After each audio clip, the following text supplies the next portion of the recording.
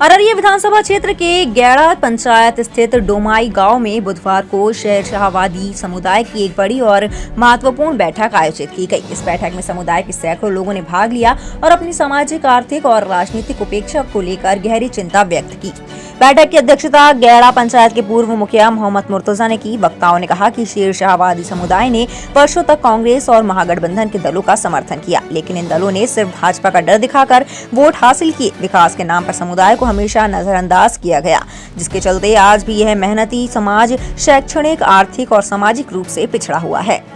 बैठक में मौजूद लोगों ने अररिया के मौजूदा विधायक के प्रति रोष व्यक्त करते हुए कहा कि वे न तो सम्मान पूर्वक व्यवहार करते हैं और न ही जनता से संवाद स्थापित करते हैं। समुदाय के लोगों ने सर्वसम्मति से निर्णय लिया कि आगामी विधानसभा चुनाव में वे मौजूदा विधायक के खिलाफ मतदान करेंगे।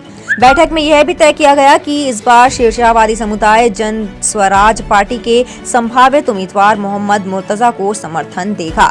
सभी उपस्थित लोगों ने एकजुट होकर उनके पक्ष में मतदान का संकल्प लिया। इस अवसर पर कई प्रमुख सामाजिक कार्यकर्ता और नेताओं ने बैठक को संबोधित किया, जिनमें मौलाना मुफीज उद्दीन अल रियाजी, पूर्व मुखिया अबू मतीन, अब्दुल कयूम, अब्दुल सलाम, सईदुर रहमान, अब्दुल वाहिद, मोहम्मद शमीम सहित अन्य गणमान्य लोग शामिल थे।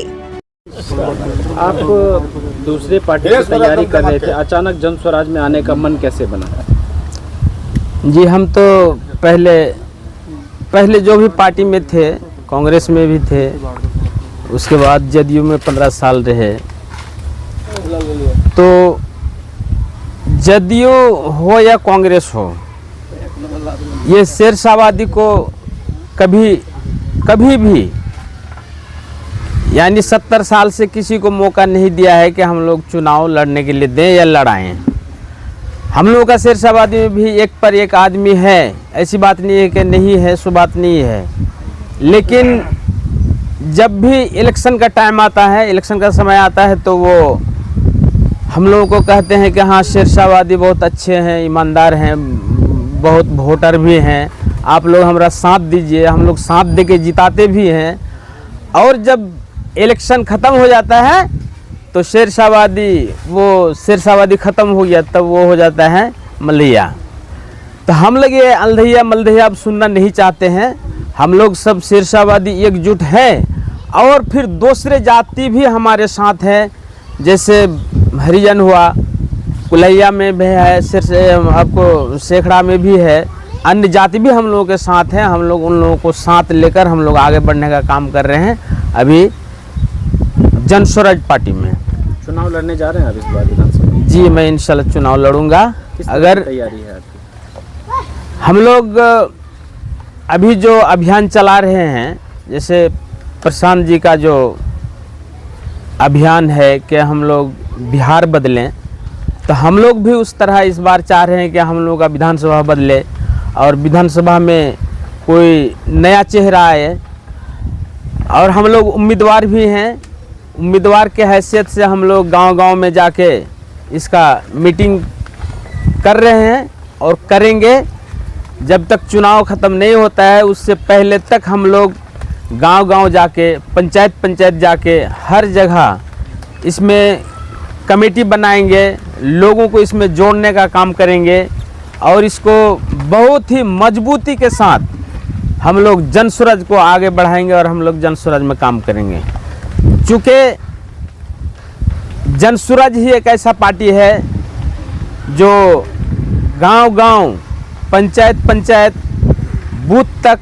बूथ लेवल तक वो काम करवा रहे हैं और हम लोग भी इसमें बिल्कुल जुड़ गए हैं और हम लोग सब मिलकर एक साथ काम करना चाह रहे हैं और करेंगे। आज की किस तरह की बैठक थी? इस बैठक से किस तरह का निर्णय लिया गया? ये बैठक खास करके एक शेरशाहवादी समुदाय है, बिरादरी है, उसी के ताल्लुक से मीटिंग थी कि मुसलमान को तो सब ने ठगा ही है, लेकिन उसमें से सबसे ज़्यादा जो ठगा गया वो ये शेरशाहवादी बिरादरी है। तो इसको जन स्वराज पार्टी के साथ हम लोग जोड़ने की कोशिश कर रहे हैं और चाहते हैं कि शेरशाहवादी में से भी किसी को टिकट मिले। उसी सिलसिले में हम लोग बैठ के विचार कर रहे थे अभी तक।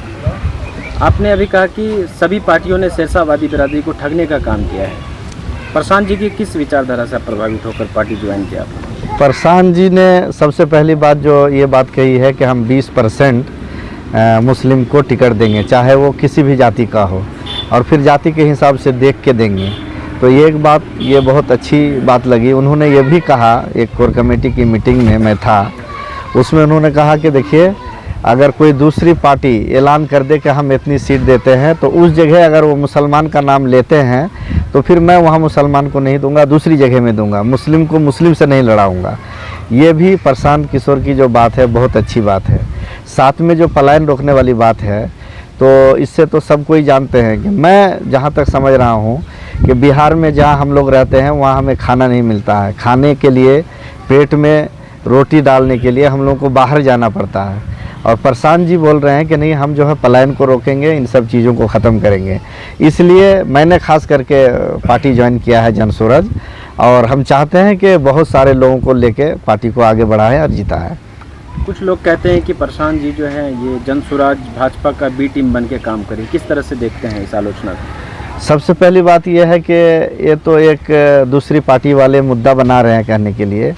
तो मैं ऐसे लोगों को ये जवाब देना चाहता हूँ कि प्रशांत जी की जो भी मीटिंग होती है या बड़ी बड़ी सभाएं होती है, जिसमें मैं भी जा चुका हूँ, उसमें 95% गैर मुस्लिम ही होते हैं, हिंदू भाई ही होते हैं।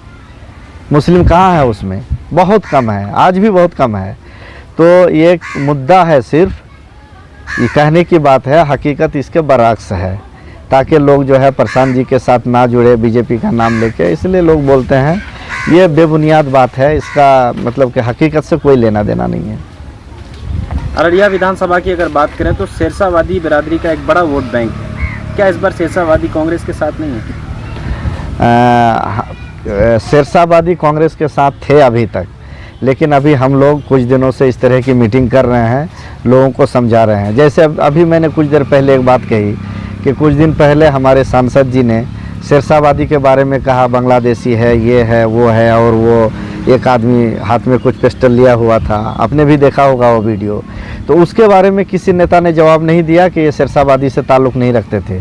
कौन समुदाय से थे ये मैं नहीं बोलना चाह रहा हूँ, लेकिन वो शेरशाहवादी नहीं थे। और हमारे जो एमएलए हैं उनको भी मालूम है कि वो शेरशाहवादी नहीं थे, लेकिन उन्होंने भी कोई बयान नहीं दिया। तो इससे भी हमारे शेरशाहवादी लोगों को काफ़ी तकलीफ़ हुई है कि इनको नीचा दिखाया जा रहा है, इनको गिराने का काम हो रहा है। इसलिए हम लोग इस कोशिश में हैं कि इस बार जनसूरज के साथ रहें और उसी को जिताने का काम करें। ये आज की बैठक मुखिया मुर्तज़ा साहब की तरफ से बुलाई गई थी, और यहाँ पर तकरीबन अच्छी खासी तादाद है शेरशाहवादी समाज के बुज़ुर्ग और पुराने लोग जो पहले कांग्रेस में थे, जेडीयू में थे, सारे अलग अलग पार्टियों में थे। लेकिन हम लोगों ने विचार विमर्श किया है, सब लोगों ने ये फैसला रखा है कि जब सब लोगों ने हमें ठगने का काम किया है, तो अब हम ठगे नहीं जाएंगे, बल्कि अब अपनी आवाज़ बनाएंगे और विधानसभा में अपना कैंडिडेट खड़ा करेंगे। इसमें युवा भी हैं, बुज़ुर्ग भी हैं, और सभी लोग, महिला से लेकर के सभी लोग इस बार ठान के बैठे हुए हैं कि शेरशाहवादी समाज को सभी लोगों ने ठगा है, सभी लोगों ने धोखा दिया है, सभी लोगों ने सिर्फ वोट बैंक के लिए इस्तेमाल किया है। अब ये शेरशाहवादी समाज अपनी आवाज़ बनाएगी और अपनी आवाज़ बना करके विधानसभा में अपनी आवाज़ को खुद रखेगी, किसी बैसाखी के बल पे नहीं जाएगी, बल्कि ये अपनी आवाज़ खुद से रखना जानती भी है और रखेगी भी। इसीलिए युवा समाज से लेकर के, बुज़ुर्ग से लेकर के, औरतों से लेकर के सभी लोग आज जनसुराज के साथ में है। और जनसुराज का जो हमारे संभावित कैंडिडेट मोहम्मद मुर्तज़ा साहब है, इनके साथ में है। और सभी लोगों ने ये कसम भी खाया है कि हम लोग सब मिल कर के अररिया विधानसभा से शेरशाहवादी कैंडिडेट को कामयाब करेंगे, और अररिया विधानसभा से हमारे शेरशाहवादी कैंडिडेट कामयाब भी होंगे और अपनी आवाज़ को विधानसभा में रखेंगे। देखिए, हर पार्टी हम लोग को ठगी महसूस कर रहा है। हम शेरशाहवादी है और हमारे शेरशाहवादी का आबादी बहुत ज़्यादा है यहाँ पर अररिया विधानसभा में, 50,000 से अधिक, ज़्यादा भी हो सकता है। तो क्या करें, हम लोग भी मजबूर हैं। कितना दिन लोगों का जूता झोला ढोते रहेंगे हम लोग, क्योंकि हम शेरशाहवादी है। आज आज़ादी से लेकर अब तक हम लोग को ये शेरशाहवादी को कोई पार्टी द्वारा, चाहे राजनीतिक, चाहे वो राष्ट्रीय हो या क्षेत्रीय, हम लोग को मौका नहीं दिया। हम लोग जी अपना कैंडिडेट होगा, हम लोग हमारे साथ में दलित, महादलित, पिछड़ा, अत्यंत पिछड़ा, किसान, मजदूर सभी है। हर जाति के लोग हैं हम लोग के साथ में। हम लोग जिताने का काम करेंगे। सिरसावादी बिरादरी की अगर बात करें तो हमेशा आप लोग कांग्रेस के साथ देखा गया ज़्यादातर हैं, और लोकसभा में आप लोग आरजेडी को वोट करते हैं। अपना अपना मन है, लोग अपना मन बना करके लोग वोट डालते हैं। कोई लोजपा, कोई भाजपा, कोई आरजेडी, कोई तरह तरह। मगर मौलाना जो बताया ये बात बिल्कुल सही बताया। हम लोग अपने ये दबे कुचले बिरादर से हम लोग को जाना जाता है सिरसावादी। हम लोग सबको प्यार देने का काम करते हैं ताकि हमको भी प्यार मिले।